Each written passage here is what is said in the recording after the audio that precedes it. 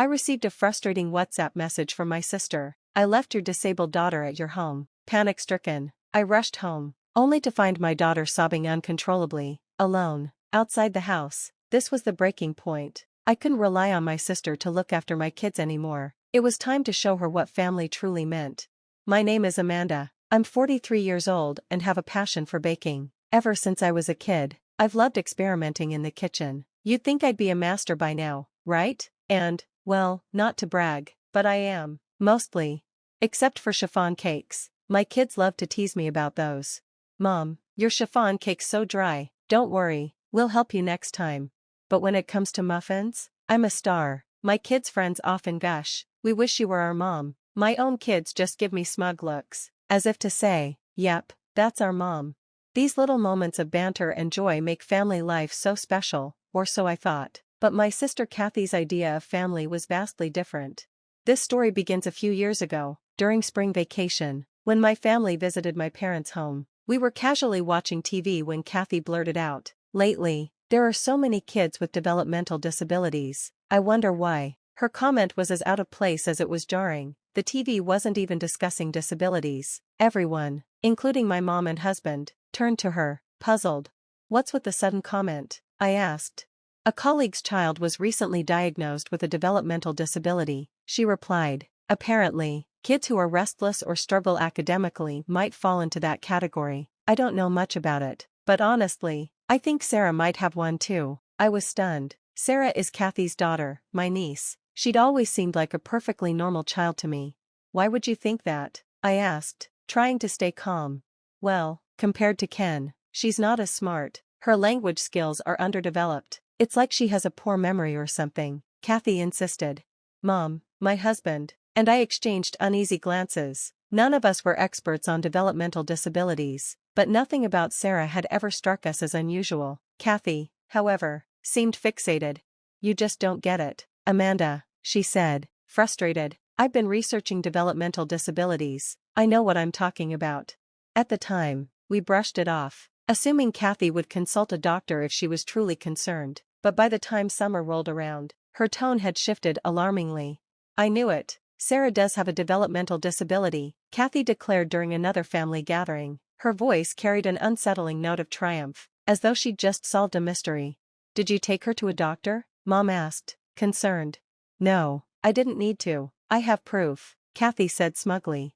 "Proof?" Mom frowned. "Stop talking like she's some kind of criminal." But Kathy pressed on. "Sarah starts elementary school next year, and she still can't write the alphabet. She's in kindergarten, that's perfectly normal," I said. "Even my daughter, who's already in school, struggles with some letters."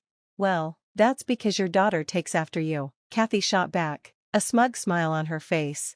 Her husband Tim chimed in. "Maybe your daughter has a developmental disability too. Like mother, like daughter." Anger flared in me, but I held it back. "Kids develop at their own pace. There's no need to rush," I said firmly. But Kathy wouldn't hear it. "Ken could write the alphabet ages ago," she insisted, comparing Sarah to her older brother, who'd always been exceptionally bright. "Ken is 3 years older," I pointed out. "It's unfair to compare them." Tim scoffed. "Well, from a medical perspective, Sarah clearly has a developmental disability." I stared at him, dumbfounded. "Medical perspective? Tim, you're not a doctor." It was clear Kathy and Tim had convinced themselves that Sarah was deficient simply because she wasn't meeting the impossibly high standards they'd set for Ken. It wasn't just frustrating, it was heartbreaking. "I always say my siblings graduated from a national university, so I'm smart." Tim's words still echoed in my mind. As ridiculous as they were, he often boasted about his intelligence, using his siblings' accomplishments as if they were his own. For the record, Tim himself graduated from a private university, and not even by choice. He had failed the National University Entrance Exam after ignoring his teacher's advice not to take it. Now, he manages a supermarket, yet insists he's just as brilliant as his siblings. If you're thinking, "What is he even talking about?" you're not alone. I later learned that Tim was something of an outcast within his own family, which perhaps explained his need to constantly prove himself. But his behavior didn't just stop at self-aggrandizement, it extended into how he and Kathy treated their daughter, Sarah. One day, my husband Mike cautiously suggested, "Maybe a professional should evaluate Sarah. It could help clear things up." "Oh, I've already consulted professionals," Kathy replied quickly. For a moment, silence fell, and a collective question mark seemed to hang in the air. What do you mean by professionals? Mike asked. Well, I've watched health programs on TV, Kathy said matter-of-factly. Their observations matched Sarah's symptoms exactly, so it must be accurate. We all sighed in exasperation. Tim chimed in, backing Kathy up. Yes, those specials are very informative. A colleague of mine saw one, took their child to the doctor, and the diagnosis matched perfectly. It's serious stuff. Mom finally had enough. TV is just TV. Stop using it as your source for medical advice. If you're truly worried, take Sarah to a real doctor. Stay out of our parenting, Kathy snapped, her voice sharp. You're all so ignorant. And with that, she stormed out, dragging Tim and Ken with her, but leaving Sarah behind without a word. Mom sighed deeply. If they're going to act so high and mighty, the least they could do is take proper care of Sarah. Sarah, meanwhile, was playing with my daughter, her usual bright smile plastered on her face, but as I watched her, I noticed something. Every so often, her smile faltered, replaced by a fleeting look of sadness. She must have realized her family had left without her. That brave smile broke my heart. Sarah shouldn't have to carry the burden of our adult failures. I was more certain than ever that she didn't have a developmental disability, but rather, she was the victim of neglect and favoritism. Later that day, Kathy and Tim returned home in high spirits, shopping bags in hand. Mom's face darkened. Do you often leave Sarah behind when you go out shopping? It's just leaving her at home. What's the problem? Kathy shrugged. The problem is, you don't leave Ken behind. Why treat Sarah differently? She doesn't listen, so we're teaching her discipline, Kathy argued. Discipline her if you must, but don't just abandon her without explanation. That's cruel, Mom countered. Tim jumped in defensively. We provide her with proper meals and a good education. Why do you keep criticizing us? That's the bare minimum for parenting, I said sharply. You act like it's some grand favor. This is a family matter. Stay out of it. Amanda, Tim snapped. Sarah is my family too, I shot back. She's my niece. If she's being mistreated, I won't stay silent. My words seemed to hit a nerve. Kathy and Tim avoided my gaze, but their silence spoke volumes. If you suspect Sarah has a developmental disability, leaving her alone is even more irresponsible, Mike added. That's why we're teaching her to stay home alone. Kathy slammed her hand on the table. The argument dragged on for hours, going nowhere. Eventually, Kathy and Tim left early the next morning, cutting their visit short. Their favoritism towards Ken was painfully obvious throughout their stay. At meals, if Ken's favorite shrimp was served, Kathy and Tim would give him extra portions, even taking from Sarah's plate. Sarah, clearly used to this treatment, never protested. Instead, she simply complied, a resigned look on her face. The same pattern repeated itself in other ways. Promises of new toys and games were made to Ken, while Sarah was ignored. All family conversations revolved around Ken's achievements, leaving Sarah to sit quietly on the sidelines. It was heartbreaking to witness. One day, Kathy showed up unannounced with Sarah. Can you take care of her just for today? She asked. Even Sarah seemed confused by the sudden request. She glanced at me and said softly, I could just play in the park instead. Without asking too many questions, we agreed to look after her. When Kathy returned later that evening, she seemed apologetic. Thanks for watching, Sarah, she said. Why the short notice? I asked. Oh, Ken had friends over. Their moms are all doctors and lawyers. You know, it'd be awkward to have Sarah around. I was stunned. You're ashamed of your own daughter? She doesn't fit in with those families. What can I do? Kathy said with a laugh, as if it were a joke. That's no excuse, I said firmly. Whether Sarah has a disability or not, she's your daughter. You should be her biggest supporter, not her biggest critic. Kathy's smile vanished. You've only raised one child. Don't lecture me. With that, she yanked Sarah by the arm and left.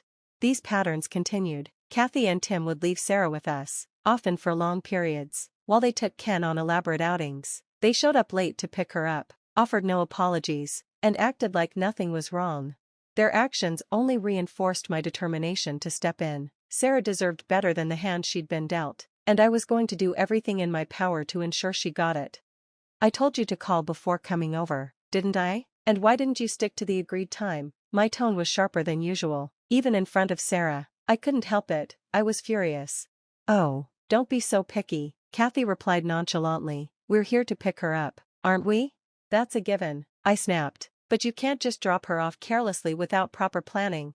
What's with you lately? Always so irritated, is it menopause? Kathy quipped with a smirk. Tim burst into loud laughter, finding her remark hilarious. I clenched my fists, struggling to keep calm. You two are unbelievable. I keep repeating myself, you need to rethink how you're raising your kids. We are thinking about it, Kathy shot back. That's why Ken is involved in so many activities. Unlike your daughter, who doesn't do anything. We respect our daughter's wishes, because she said she didn't want to participate in those things. Well, we're respecting Ken's wishes, too. Isn't that right, Ken? Kathy turned to him. Ken nodded weakly, his forced smile betraying his true feelings. See? Kathy said triumphantly. Even Ken agrees. I sighed deeply. I'm tired of repeating myself. Fine, just take Sarah and go. Kathy grabbed Sarah by the arm, practically dragging her toward the car. Tim didn't say a word as he started the engine, leaving us standing there, feeling defeated once again. The next day, I was out shopping when I received a text from Kathy. Hey Amanda, you love Sarah, right? Confused, I replied, of course I do. She's my niece. Why are you asking this? Her response left me stunned. Great. Perfect. Consider her your daughter now. I left her at your doorstep. I didn't see anyone home, so you should hurry back. She might be crying alone. I froze in the middle of the store, rereading her message in disbelief. Was this some kind of joke? I called her immediately, but her phone was off. Panic set in. I abandoned my cart and rushed home. When I arrived, my heart sank. Sarah was sitting on the ground in front of the door, crying uncontrollably. Her face was buried in her hands, her small body shaking with sobs. Sarah, I ran to her and pulled her into a hug. She clung to me tightly, tears soaking my shoulder. It's okay, sweetheart, I'm here.